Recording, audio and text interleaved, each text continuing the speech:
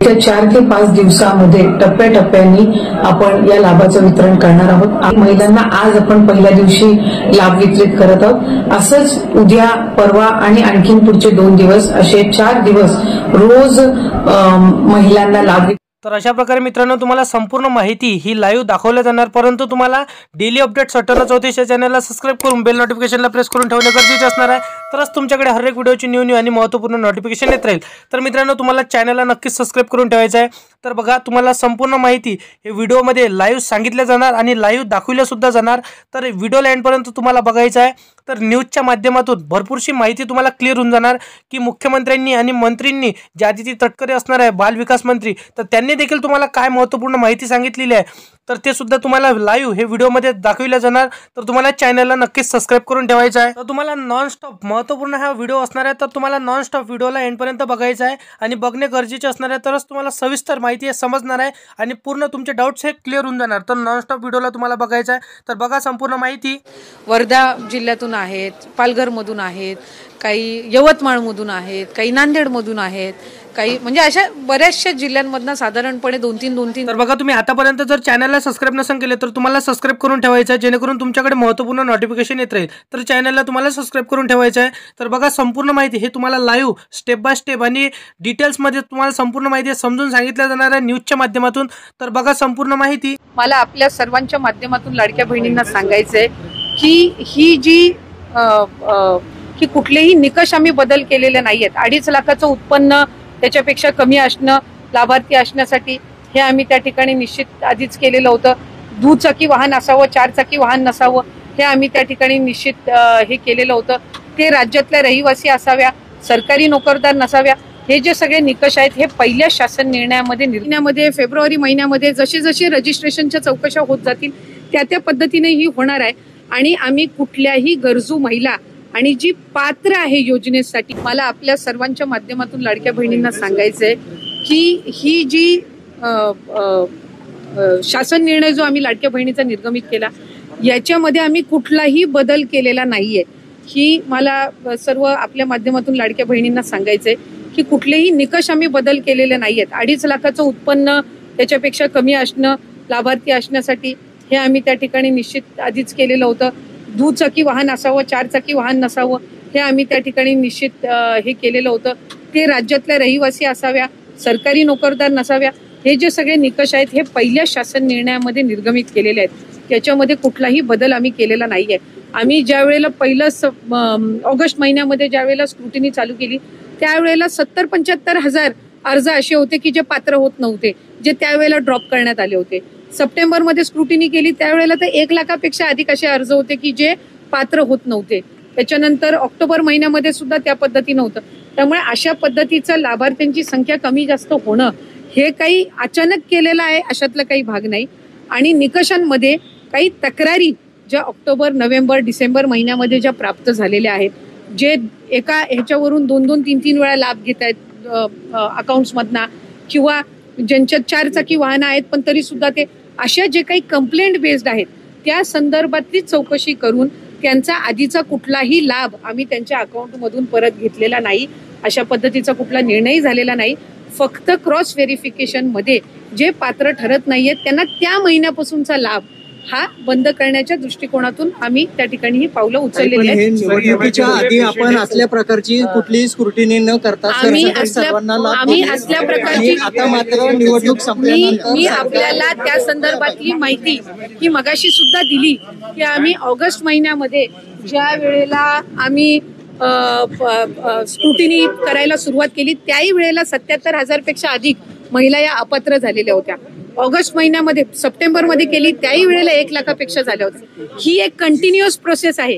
ही काही की मगाशी सुद्धा दिली की आम्ही ऑगस्ट महिन्यामध्ये ज्या वेळेला आम्ही स्क्रुटिनी करायला सुरुवात केली त्याही वेळेला 77,000 पेक्षा अधिक महिला या अपात्र झालेल्या होत्या।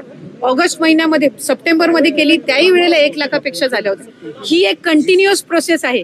ही काही निवडणुकीनंतर चालू केलेली नाही। इन्कम टॅक्स आणि आरटीओच्या माध्यमातून जशी स्क्रुटिनी करताय कडक, अशी त्या काळात न करता सरसकट लाभ दिले। त्या काळामध्ये अजित दादा असतील, देवेंद्र फडणवीस असतील, एकनाथ शिंदे साहेब असतील, हे सांगत होते की कुठलीही महिला त्यापासून वंचित राहणार नाही।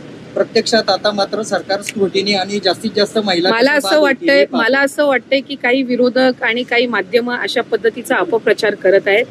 या आधी सुद्धा 2-2.5 लाखापेक्षा अधिक महिला ज्या निकषामध्ये बसत नव्हत्या त्या अपात्र झालेल्या आहेत, पण त्यावेळेला त्या संदर्भातली दुर्दैवानी माहिती ही त्या ठिकाणी माध्यमांकडून दिली गेली नाही। आता ती योजना यशस्वी झाल्यानंतर या संदर्भातला एक अपप्रचार केला जातोय की आताच ही स्क्रुटिनी चालू केली आहे। ऑक्टोबरमध्ये पण झालेली आहे, डिसेंबरमध्ये पण झालेली आहे आणि मी आपल्याला वारंवार सांगत आहे की कंप्लेंट बेस्ड स्थानिक जिल्हा प्रशासनाकडून ज्या वेळेला कंप्लेंट्स प्राप्त होतात त्यावेळेला काही माध्यमच आम्हाला सांगत होती की अशा पद्धतीच्या काही चुकीचे काही हे मिळते तर आपण त्याच्यावर काही ना काही जे गरजू आहेत त्यांच्यापर्यंत हा लाभ पोहोचला पाहिजे। त्यामुळे सप्टेंबर-ऑक्टोबर महिन्यामध्ये पण ही अशा पद्धतीची व्हेरिफिकेशन झालेली होती। आता आणखीन ऑक्टोबर-नोव्हेंबरमध्ये काही कंप्लेंट प्राप्त झालेल्या आहेत तर त्या संदर्भातली सुद्धा सुरू आहे आणि ही एक कंटिन्युअस प्रोसेस आहे। ही जानेवारी महिन्यामध्ये, फेब्रुवारी महिन्यामध्ये जसे जसे रजिस्ट्रेशनच्या चौकशा होत जातील त्या पद्धतीने ही होणार आहे आणि आम्ही कुठल्याही गरजू महिला आणि जी पात्र आहे योजनेसाठी तिला आम्ही कधीही लाभापासून महायुतीचं सरकार वंचित ठेवणार नाही। आजपासून लाडक्या बहिणींच्या खात्यात फेब्रुवारीच्या हप्त्याचे 1500 रुपये जमा होणार आहेत। वित्त विभागाकडून 3490 कोटी रुपये वर्ग करण्यात आल्याची माहिती आहे।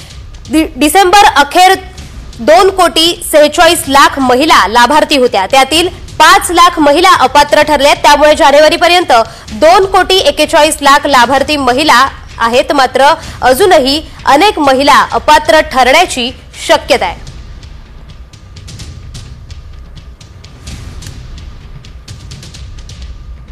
आजपासून लाडक्या बहिणींच्या खात्यात फेब्रुवारीच्या हप्त्याचे 1500 रुपये जमा होणार आहेत। वित्त विभागाकडून 3490 कोटी रुपये वर्ग करण्यात आल्याची माहिती आहे। डिसेंबर अखेर 2,46 लाख महिला लाभार्थी होत्या, त्यातील 5 लाख महिला अपात्र ठरल्या। त्यामुळे जानेवारीपर्यंत 2,41 लाख लाभार्थी महिला आहेत, मात्र अजूनही अनेक महिला अपात्र ठरण्याची शक्यता आहे।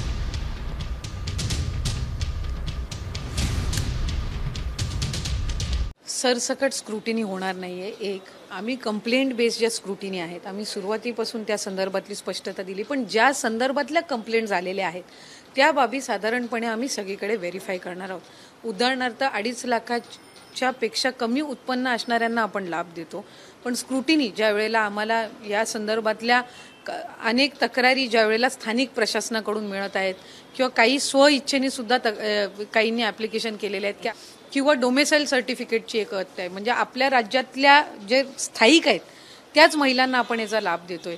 काही विवाहित होऊन ज्या आता दुसऱ्या राज्यामध्ये गेलेल्या आहेत असे काही केसेस आहेत। त्याचबरोबर आपलं दुचाकी ज्यांची आहेत त्यांना त्याचा लाभ हा योजनेचा निकषानुसार मिळणं, शासन निर्णयानुसार मिळणं अपेक्षित आहे, पण काही 4 व्हीलर्स ज्यांचे आहेत त्यांनी हा लाभ घेण्यात आलेले क्रॉस व्हेरिफिकेशन आहोत ते आपण करणार आहोत। सरसकट स्क्रुटिनी काही सगळ्या ह्यांची होणार नाहीये।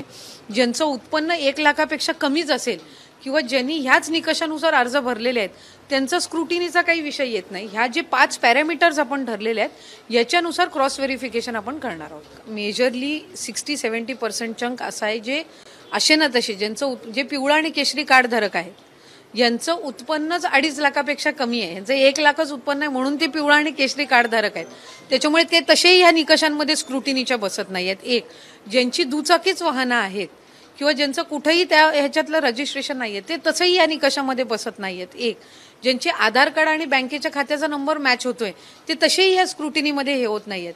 आपण तेवढ्याच घटकाबद्दल बोलतोय ज्यांनी यामध्ये डिफॉल्टर्स केलेले आहेत, त्याच्यामुळे त्याच्यामध्ये सरसकट काही लाभार्थी उडणार आहेत का नव्याने काही त्यांचं रजिस्ट्रेशन केलं जाणार आहे किंवा क्रॉस व्हेरिफिकेशन हे आपण फक्त हे पॅरामीटर्स तपासतोय।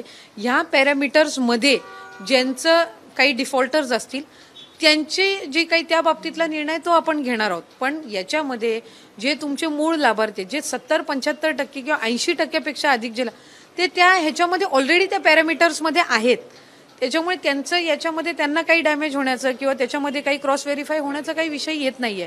कारण बाय अँड लार्ज जे आम्हाला जाणवलं की जास्तीत जास्त ज्या कंप्लेंट झालेल्या आहेत त्या दुबार नोंदणी, इन्कम, 4 व्हीलर आणि स्थलांतरित झालेले, ह्या 4-5 गोष्टींवर आलेल्या आहेत आणि त्याचं क्रॉस व्हेरिफिकेशन आपण फक्त करणार आहोत. जे काही त्याच्यामध्ये असे आहेत की ज्यांना सरकारी नोकरी वगैरे लागलेली आहे, तर ते आता या योजनेमध्ये पात्र होत नाही आहेत.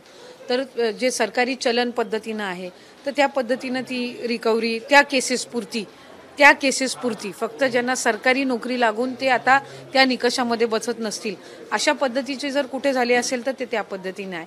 पण आत्ता यापुढे आत्ता ज्यांना लाभ गेलेला आहे या निकषांनुसार सुद्धा त्यांच्या त्यांच्याकडून परत रिकव्हरीचा विषय हा येत नाहीये. ऑक्टोबरची कंप्लेंट असली तरी त्यांना ऑलरेडी ऑक्टोबर, नोव्हेंबर, डिसेंबरचा लाभ गेलेला आहे, तो आता रिफंड करण्याच्या संदर्भातला नाहीये. हे जे आम्ही फिल्ट्रेशन करत आहोत हे ऑक्टोबरमध्ये, काही सप्टेंबर एंडमध्ये, ऑक्टोबरमध्ये काही प्राप्त झाले, काही नोव्हेंबरमध्ये प्राप्त झालेले आहेत, या 1.5-2 महिन्याच्या आचारसंहितेच्या कालावधीमध्ये काही प्राप्त झालेले आहेत. वर्धा जिल्ह्यातून आहेत, पालघरमधून आहेत, काही यवतमाळमधून आहेत, काही नांदेडमधून आहेत, काही म्हणजे अशा बऱ्याचशा जिल्ह्यांमधनं साधारणपणे 2-3 70-75% जे या संदर्भातले हे आहे ते होईल.